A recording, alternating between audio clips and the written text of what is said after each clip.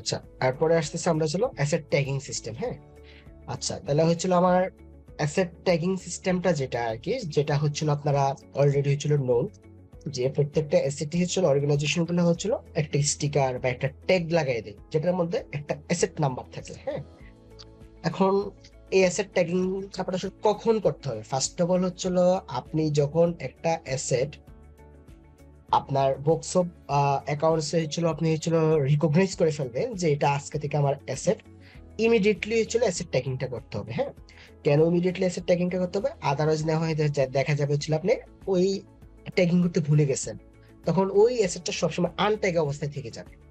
তো এই জন্য হচ্ছিল আমাদের হচ্ছিল সাজেশন যেটা থাকে যে আপনি ওই অ্যাসেট ট্যাগিংটা হচ্ছিল সবসময় ইমিডিয়েটলি করতে হবে যখন রিকগনাইজ করবেন। দেন যেটা movable non-current asset shall be tagged and given a number based on the classification of the asset and their location, whether purchased or internally generated or commissioned.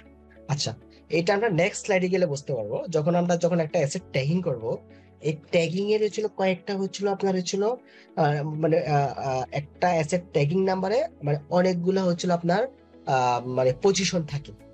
Minimum আমরা 7টা পজিশনের কথা চিন্তা করি, মানে 7টা মানে একটা অ্যাসেট ট্যাগিং এ 7টা ফর্ম থাকবে। ঠিক আছে, এটা আমরা নেক্সট স্লাইডে গেলে আমরা হয়তো আরেকটু ডিসকাস করতে পারবো।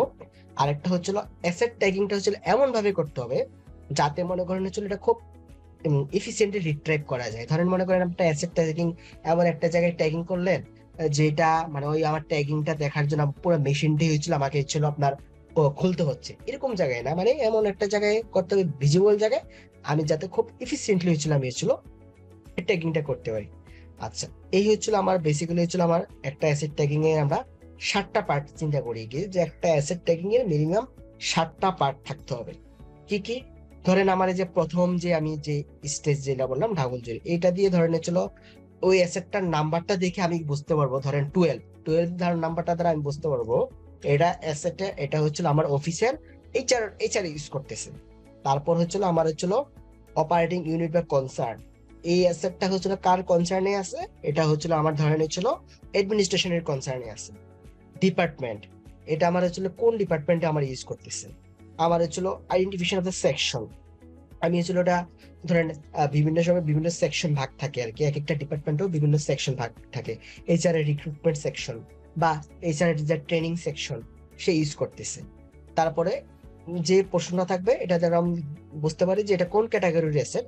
এটা ধরেন হচ্ছিল আমার কম্পিউটার ইকুইপমেন্টের হচ্ছিল ক্যাটাগরির অ্যাসেট। হ্যাঁ, এটা হচ্ছিল আমার ধরেন মেজর ক্যাটাগরি হলে মেজর ক্যাটাগরি, মাইনর ক্যাটাগরি হচ্ছে মাইনর। ধরেন মাইনর বলতে ছোট ছোট অনেক অ্যাসেট থাকে, রাউটার, নেটওয়ার্কিং সিস্টেম, বড় বড় অনেক অ্যাসেট থাকে। আমার হচ্ছিল property, plant, equipment.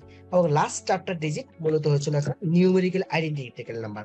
That means আমার প্রথম 6টা যেটা এগুলো হচ্ছিল ধরেন হচ্ছিল জাস্ট আইডেন্টিফাই, আমি কোড নাম্বারটা আমি দেখে বুঝতে পারবো ওই অ্যাসেটটার লোকেশন কোথায়, ডিপার্টমেন্ট কোথায়, কোন সেকশন ইউজ করতেছে। আর লাস্ট যে 4টা ডিজিট এটা একটা ইউনিক নাম্বার থাকবে। ঠিক আছে, এটা হচ্ছিল আমার এখানে মূলত হচ্ছিল বলে দেওয়া। তার অ্যাসেট ট্যাগ নাম্বারটা ওরকম ভাবে করতে হবে যাতে আমি ট্যাগ নাম্বারটা দেখে আমি ভিজুয়ালাইজ করতে পারি অ্যাসেটটা আমার অর্গানাইজেশনের কোন ফ্লোরে, কোন ডিপার্টমেন্টের কোন ইউজার ইউজ করতেছে, এবং হচ্ছিল এটাকে মেজর ক্যাটাগরির নাকি মাইনর ক্যাটাগরির, এবং হচ্ছিল এটার নাম্বারটা কি। ঠিক আছে, আচ্ছা। দেন আমার এখানে যেটা আমরা বলতে চাচ্ছি, যেটা অ্যাসেট ট্যাগিং যেটা হবে এটা হচ্ছিল এমন ভাবে করতে হবে যাতে ট্যাগিং করার সময় আমার যে রেগুলার অপারেশন যেটা আছে ওইটাকে কোনোভাবে ডিস্টার্ব করা যাবে না।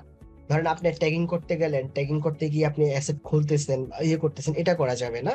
কারণ এতে হচ্ছিল আমার ট্যাগিং এর চেয়ে আমার যে অপারেশন যেটা এটা হচ্ছিল আমার হচ্ছিল ডিসরাপ্টেড হবে, আমার তখন হচ্ছিল রেভিনিউ বা আমার হচ্ছিল অর্গানাইজেশনের ওভারঅল ইকোনমিক ইমপ্যাক্ট পড়বে। আরেকটা যেটা যেটা সেটা সাধারণত ধরেন কোনো বিল্ডিং বা কোনো ল্যান্ড, এগুলো তো আমাদের অ্যাসেট। আর ফিজিক্যাল ইনফ্রাস্ট্রাকচার বা কোনো শেড, এগুলোকে আমরা আসলে ট্যাগ করা মানে করতে হবে বলে আমরা ম্যান্ডেটরি বলে প্রয়োজন মনে করি না। কারণ এগুলো আসলে এভাবে আমরা ভিজুয়ালাইজ করতে পারি। ধরেন আপনার একটা বিল্ডিং এর ছাদ আছে বা একটা বিল্ডিং আছে, এটাকে আপনি কি ট্যাগ করবেন? বা ধরেন আপনার একটা ওয়্যার হাউস আছে, ওটাকে আপনি কি ট্যাগ করবেন? এটা তো আসলে আমরা এইভাবে আমরা আইডেন্টিফাই করতে পারি আর কি। ঠিক আছে, ল্যান্ড, এটা আর কি।